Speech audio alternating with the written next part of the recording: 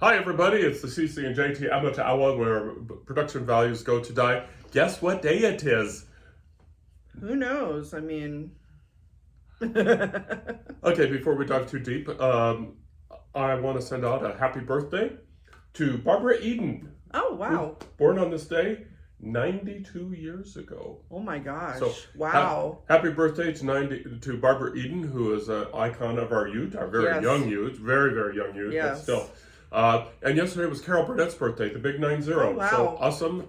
Two icons of comedy, 60s and 70s and comedy. So really grew up with both of them. I used to watch both. Oh man, Carol Burnett would have me in stitches. Oh, Carol Burnett, Harvey Korman, Tim Conway. Oh my God, Lyle Wagner.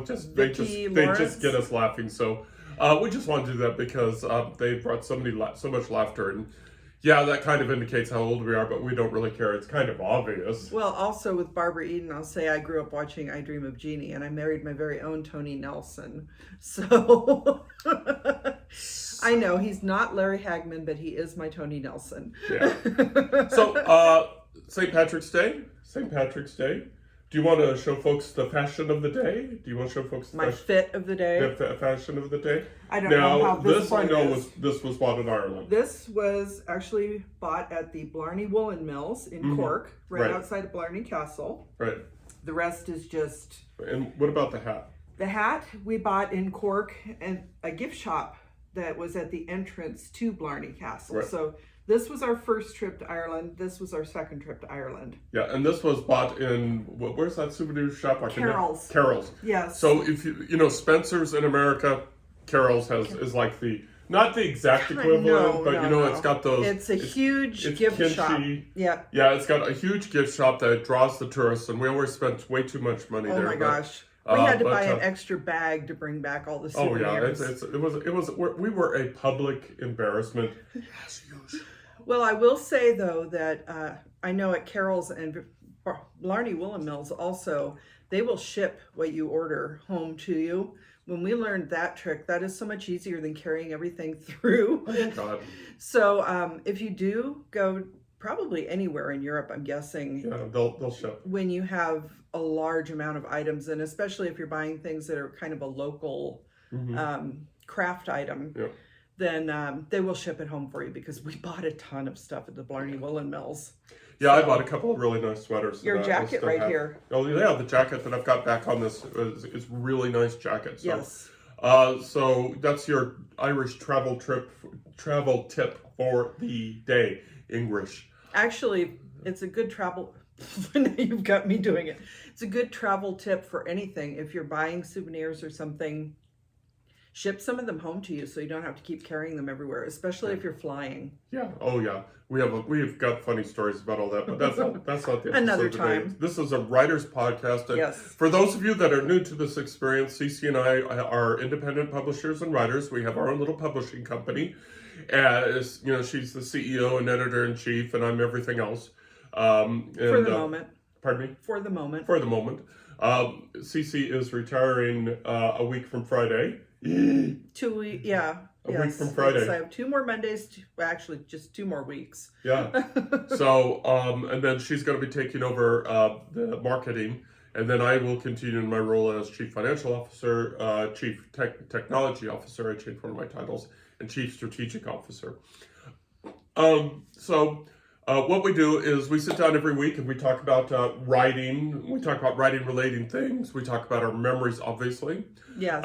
We talk about the non-success of our books. We're going to work on that. We're going to the measure of success. Yeah, we're going to once we retire, because in part I'm entering phase 2 of my retirement because. Yeah. You've basically been supporting my continued work at my day job, because you're getting up and you're running errands and doing basically what I did for 40 something years. The little man at home. The quiet man. Yes. But we're gonna, great guns. We're gonna be traveling. We've got a couple of trips in the queue already. Yes. And we're thinking ahead, but we're looking forward to this exciting time. What we always talk about our own writing. Cece is on hiatus with her writing because of everything that's associated with retirement, so she didn't want to, I think wisely, add Add too much stress on stress. top of stress. It was actually your brilliant idea because I was hoping to have something ready to at least be edited by the time I retired. And we didn't even know really until late January that this retirement was going to happen, like right now. Yeah. Things just came together, synergy, whatever you want to call it. And so I do have a lot of books percolating up here. I'm not physically writing. Mhm. But and Cece is looking at book one as in her of my space epic in her role as editor in chief, and I'm Yes. working on Maggie book three and trying to pull that all together. So, so something, and hopefully those two books will be out this year. Actually, when you're done with your editing, Yep. your editing, and I, either incorporate or ignore your suggestions, then it goes off to the editor. Right. So it's coming up on us. Okay. So for St. Patrick's Day, folks that have listened to this podcast for a while, this is episode 161 on St. Patrick's Day of 2024. Wow. They are sick of us talking about Ireland. They're probably sick of us, and I'll put a couple of links in this week's social media so you could see sick Previous ones. You guys have plenty of reason for us to be sick of us talking about our trips to Ireland, and we're right now we're thinking about another one, but that's not important right now. What we're trying to come up with a podcast today for Ireland for our St. Patrick's Day that we haven't touched is we're going to kind of do a combination of stuff. We're going to talk about translating strong memories from these two trips, into book settings.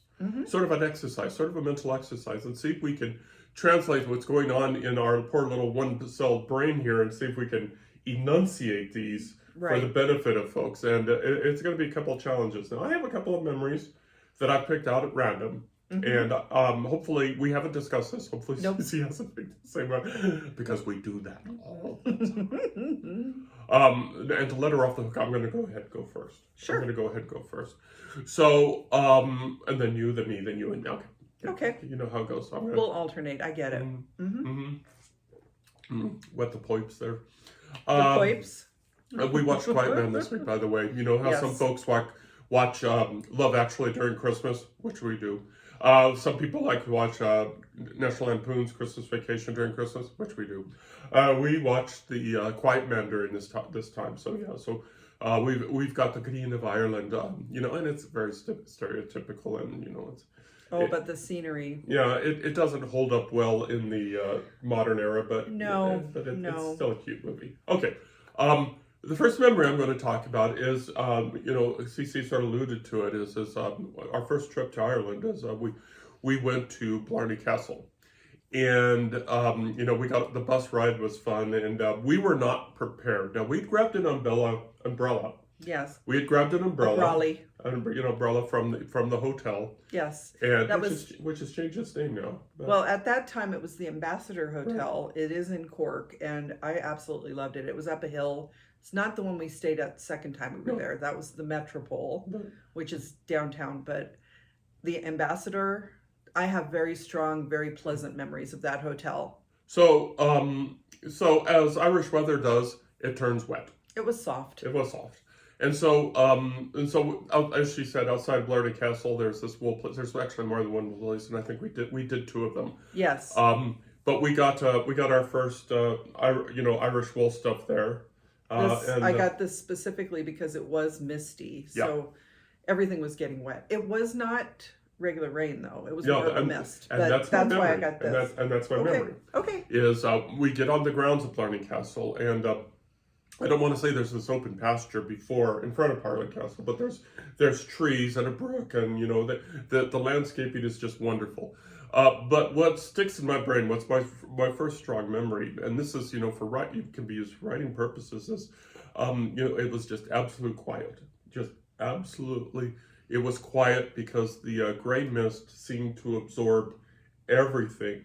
In the way of sound. I mean, even if you spoke up, it sounded like it was taking the noise away from your mouth.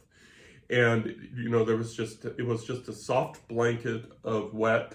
It wasn't falling rain. It wasn't falling rain. It was just a mist. Obviously, kind of heavy fog, but still, it was a mist. It was wet, and everything was coated. Everything was quiet, and you felt like, if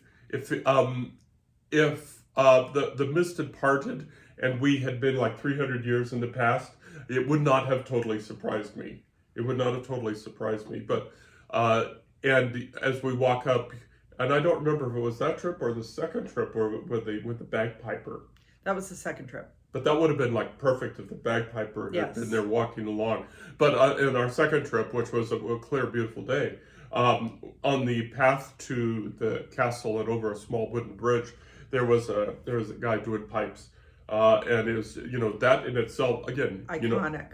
Very iconic. And if that had been in the first one, that would have been surreal. But you probably wouldn't have wanted to get his pipes wet anyway. No. So, but the branches hung over everything. And was it the first trip that we saw the cattle? Yes. It was the first trip that Yes. we saw the cattle that came out of the mist. Yes. They came up to. I don't think it was part of the castle property. I think they were in property next to it. Yes, adjacent. Adjacent to it. And so imagine in your minds, if you will, folks. Green trees, beautiful flowers, and then this gray mist where the rain is not falling, but it's just sort of there absorbing the sound, and it's just it's wetting the skin, moisturizing everything. Everything is just, it's not wet and it's not damp, but it's soft. It's soft. That's what you finally get the idea where Irish folks are famous for saying it's a soft morning. It is a fine soft day. It is a fine soft day. Then that was sort of what comes to my mind when I hear that. And that was a strong memory for me. Well, I'll have to say the first time we touched down in Dublin, and first of all, coming out of the clouds, because that trip we arrived on Cinco de Mayo, I think, like May 5th. And the island was covered in clouds.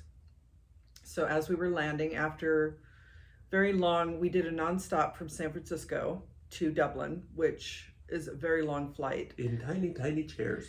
Oh, that overnight is not fun. So exhausted out of our minds, but we know, we can see on the little screen that the plane is it was actually circling out over, the what was screen it? on our chairs. Like the Irish Sea, I think. Yeah, something like that. Yeah, we're going over the Irish Sea. Yeah, so we actually fly out over Dublin and circle back to hit the airport. And as we're descending, down through the clouds, then all of a sudden it's just there. I'm going to start crying now.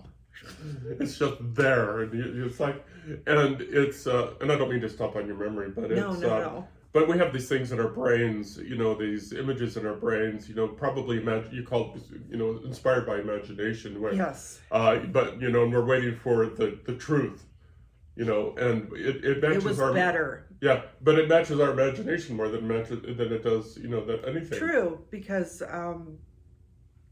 obviously this is something I heard about quite a bit because my mom was born and raised in Ireland. She would go home to visit her parents. My grandparents would come over from Ireland. So I had heard a lot about Ireland before I went there. And obviously, like you said, I had an image of Ireland built up in my head. But man, there I go again. Yeah. I'm going to be like the guys on Cinema Therapy when they're watching movies. It's like, oh my God, here I am crying again. And so what we're seeing is the green hills and the shades of green. So many different shades of green. You would not believe how many different shades of green can be found in nature. Yeah. And we land. No, well, but before we do that, and then we see the small towns. The patchwork, yes. The patchwork towns with the winding roads, and it's. And the fields which are kept, Yes, they're all very distinctly broken out. It is a patchwork, and it is, if you've flown anywhere unfamiliar, as you're coming in, you don't really recognize landmarks or anything. So we don't know exactly where we are oriented based, on Dublin, or we know that there's water on one side and there's land on the other, and you can see, but it just kind of came out of the mist, like you were saying. It just came out of the mist, and it was magical. Yep. And then we touched down on the runway, and they had the airport's surrounded by green, has grass in between the runways, Yeah, like, which, you know, a lot of airports, they don't really have much of anything. It's just tarmac everywhere. But there was a rabbit. there's a rabbit. We were laughing about the Irish rabbit greeting us. Welcome to Ireland. A little jackrabbit or something. I'm not even sure. It was such a cute little moment. It's like Dublin is probably the largest city in Ireland, or at least the Republic of Ireland. And it, you know, you would not expect, we're used to large airports in America. This one was so quaint, Yeah. even for a large airport. And it was just landing, that touchdown was just magical, even after all the exhaustion. Yeah. But again, you know, your mind is, you know, set up for all these things, all these images and everything. Yeah. So it's like, so it was nice to hear that your that reality sort of matched your imagination. Oh, it was much better than I could have expected. Okay. My second memory is a little impressive. I've found out as I've gotten older is I'm not good in closed places. I'm not really good in closed places. And we went to Lamoille. And we did the caves. Oh yes, Lehman Caves. We did the Lehman That's in Caves Nevada. in eastern Nevada. Yes. And then so the Forest Service. So you know it's a national forest. So Yep. the Forest Service runs a tour through the caves, the Lehman Yep. Caves. And then at one point they turn off the lights and then I found out, you know, I'm not really good in spaces. I'm not good in closed spaces, oppressive places, Right. you know, like that. And so when I've had opportunities to check on that, you know, it's still that way.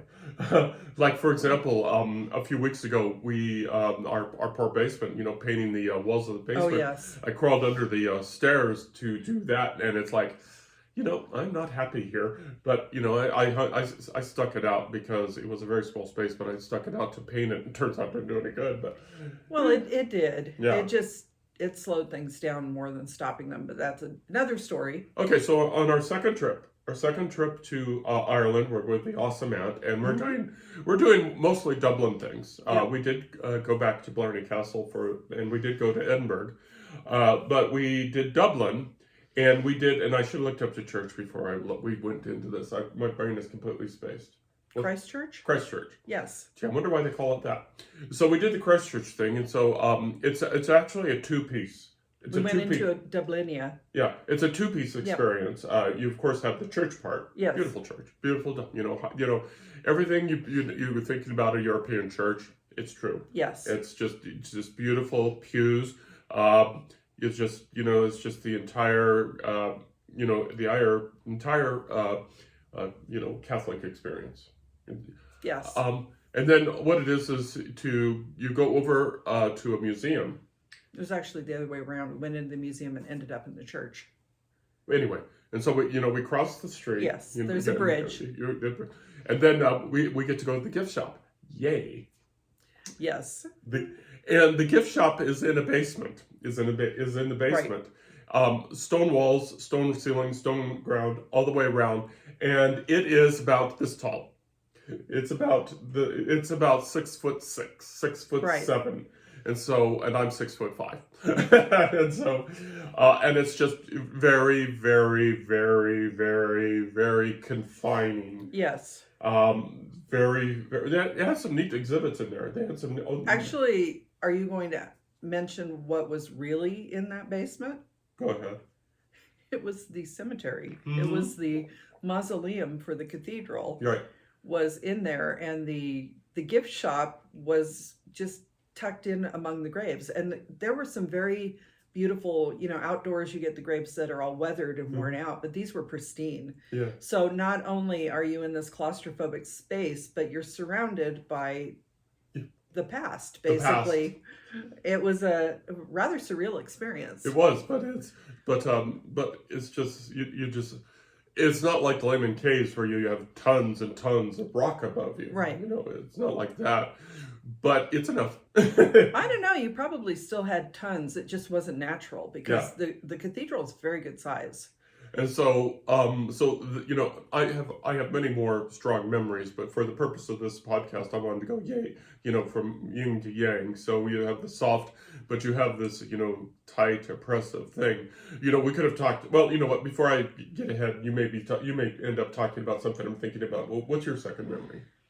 Well, I'd have to say that my second memory is the second trip where we were wandering around with the awesome aunt, and I had done a little preliminary research, and I found the address where my grandmother had grown up, and it wasn't actually too far from Dublin Castle. I think we kind of went around the castle and behind it into a neighborhood, and it looks like it had rough times and they were bringing it back. Mm-hmm. The building that she once lived in is deserted. I found out later that it is, I guess their historic commission is working to renovate a lot of that area and that building in particular because it had some history to it. But going back on that street and seeing where my grandmother had grown up, and also, I think it was maybe the first trip. This ties in a little bit. We were doing the hop on, hop off bus. Mm-hmm. And we went by the hospital where my mother was born, which I later found out doing some more research that part of Dublin, not even the police would go in there. It was so bad. It was the tenements before they moved people out into what they called government housing. And my family, my grandparents and my parents moved into that government housing eventually, but they started out in this really poor area. And I think if you have read Angela's Ashes, you may get some idea of what kind of conditions that she would have grown up in.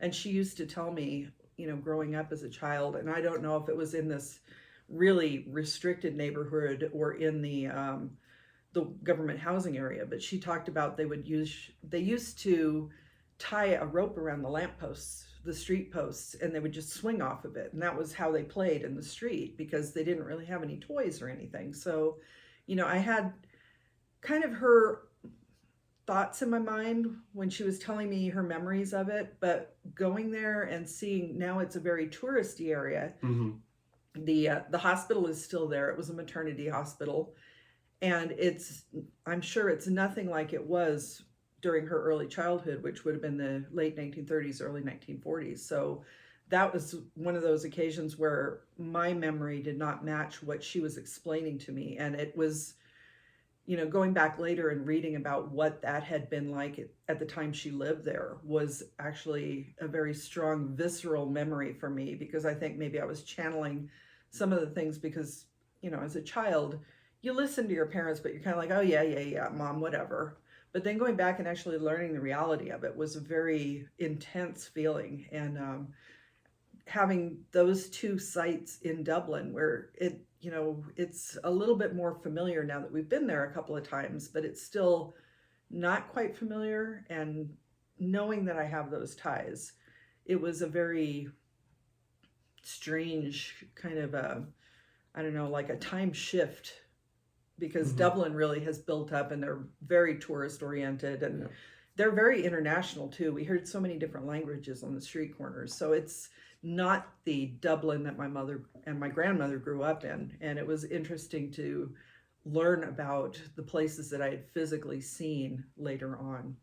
Yeah, it's you're definitely right on that last part. I don't want to say gentrified, but the places that I saw with you were definitely more modern. We're definitely not even close to what you would describe as dangerous neighborhoods. No. So it's definitely, there's something going on there. Mm-hmm. There's a couple more memories that you and I have that are in common that we didn't talk about. One I want to mention is the prison. Oh, yes. That we went on our second trip, the Gowl. Yep. And that ironically is near the train station that we most Houston Station. Houston Station. Yep. But this prison plays a key part in modern Irish history, with the Troubles and everything like that. And so what they've done is they've reconfigured the prison, of course, into another, tourist attraction. A museum, yeah. But and so you see the cells and you see the conditions, and the one thing that's struck with me, was going down the hallway that prisoners would take. I'm trying to remember. Am I remembering this correct? This is the hallway that they would travel down to when they were expatriated to other countries, or potentially. Are you thinking of the really old section of the prison that didn't have any windows? Yes. Yes. I think they would have gone through there when they were, they didn't call them deported. They were just like when they sent them to Australia or wherever Yeah. they went.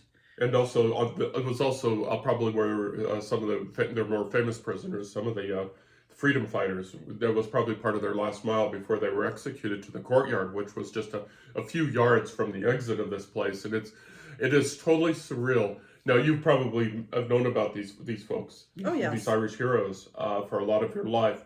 But it was sort of a slap in the face for me because I'd known about them from the 10,000 foot view to actually, walk their same steps and see the stone wall where they held up against. One of them was severely wounded during his capture, and they leaned him against the wall. I actually think he was in a chair. Yeah, and executed them there. Yep. And we were in that spot. Yep. Spot.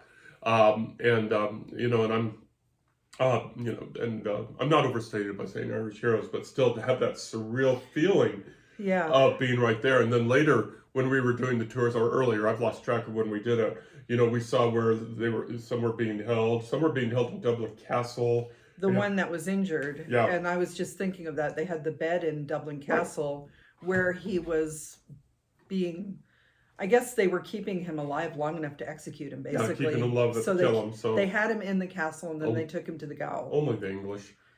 So one more free memory, just off random, was: did you have any other strong memories, like from our first or second trip? We didn't talk about the trains, which is fun. We didn't talk about the second. Well, we did more than one castle, but we did Dublin Castle. We did the so many castle out castles. in Killarney, Ross Castle. So actually, probably talk about Ross Castle is it's like, so. So I don't know if you were going to say what I was going to say, but No. Of course we had this thing growing up as where we're thinking these castles were big winding rooms, and Robin Hood, la la la la la, we're dancing and singing and the all court these, jester. and high ceilings and everything like that. Guess what? No. Speaking of those claustrophobic spaces, right? What about the staircase in Blarney Castle? Oh yeah, the very tight. That's one of my avatars too, is me climbing those up. But we found that the spaces in Blarney Castle and Ross Castle, they were not actually that big. No, they're not that huge.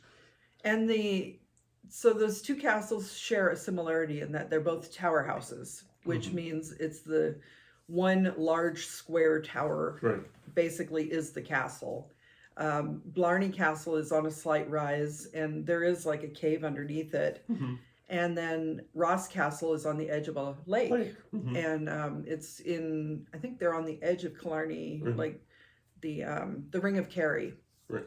But the Blarney Castle is kept in a state of arrested decomposition, basically. Right. They keep it up. There's signs on it saying, basically you're here at your own risk. If a rock falls on you or you slip on a staircase, you're on your own. They have not renovated that whatsoever. They're just maintaining it in a state of decay. Whereas Ross Castle was reconstructed. I think an American, like a Californian, bought it at one point and was going to turn it into a bed and breakfast or something, and it got too expensive, so they either sold it or donated to a trust. And so it is back to, it's like the walls are white, and it looks like it could be inhabited, and they do displays in there about. The one I found fascinating was that they didn't really sleep in beds. They would sleep sitting up against the wall because the rooms were so small. Yeah. And it was a very interesting experience. I do remember the first trip to Blarney Castle. We hadn't really seen any castles. We saw, things passing by the train windows as we were going through the beautiful rolling countryside. But that first trip when we're walking through the mist, and like you said, the mist parted, went around the trees, and there was the castle. Oh. Okay, so winding this up. So this has been an exercise in bringing back memories, not to tell tales or anything like that, but to give our colleagues, the writers, ideas and tools on how to translate these memories into scenes. Mm-hmm. Because we used, as you heard us describe these, we used key words that can be used to pull this. Pull this verbiage and put it on the screen or put it on paper or something like that. So, and strong memories, are gateways to books. Strong memories Very are much. gateways to books because writers, the cliche, we write what we know. And so we use these strong memories and cliches to translate on there. And so it's kind of an interesting exercise that we should engage in more often now and use them for scenes. And you'll notice that as we were describing things, we were using at least three senses all the time, sight, sound, either feeling or taste, hearing. We were using as many senses as we could to describe these. And that's, something that writers should do when they put this stuff in the books too. Definitely, because you mentioned the mist parting, and I started to read Outlander. I didn't get very far. I checked it out as a library book and got distracted and never finished it. But there are scenes in Outlander that sounded very much like your description of walking through the mist and the mist kind of parting, and then you're in a different time. That also brought up thoughts of Brigadoon. If anybody is familiar with Brigadoon, it's like, kind of going through the mist and you're in another time. So going to countries that have a much longer history than the United States can be an interesting experience for Americans, especially because our history is not that old. Yeah. So it is like stepping back into another time because they've preserved so much of their past. Okay, so were we giving you something to chew on, or did we say something that was blindingly obvious, which is always a possibility. We're doing that. Maybe we were just using the podcast to go down memory lane, which, people of a certain age, we like to do. Either way, we hope that you've given you some ideas and some tools, or at least given you a refresher of ideas of something that you already do, because that's what we like to do here, being writers of a certain age. We like to, help people go the same path that we did. So we hope that it worked out for you. Is there anything else we want to talk about today? No, just if you have not traveled extensively and you do get the opportunity, I highly recommend it. It is really fun to check out other places, especially something that might be tied to your family history. I'm a big fan of doing genealogy travel. So that's something, if you get the chance, I definitely recommend it. And if you're a writer and you get to do that kind of thing, be sure to, I took a little notebook and I was just writing down, not like full scenes or anything, but just something I smelled, something I tasted, and it can help you later on when you're working on your writing. Sounds good. Anyway, you can, we do a whole bunch of podcasts. We do a weekly podcast. As I said, this is episode 161. We started this during the pandemic, during lockdown, and we've kept it going because of fun. I think we've only missed a few weeks here and there because of travel or sickness or something like that. So 161 episodes is pretty good.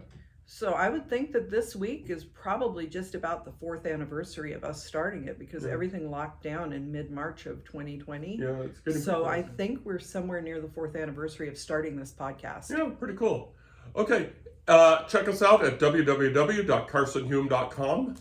You have the means to get to us there. You have the means to check out our social media, and always, of course, our books. Look at our books, buy our books, write reviews of books. You sound like a chicken. Okay. But until we meet again, until next week, that's CC. And that's JT. We hope that you have a very wonderful, quiet week and that you take care of yourselves and take care of each other. Love you lots. Bye-bye. Bye-bye now.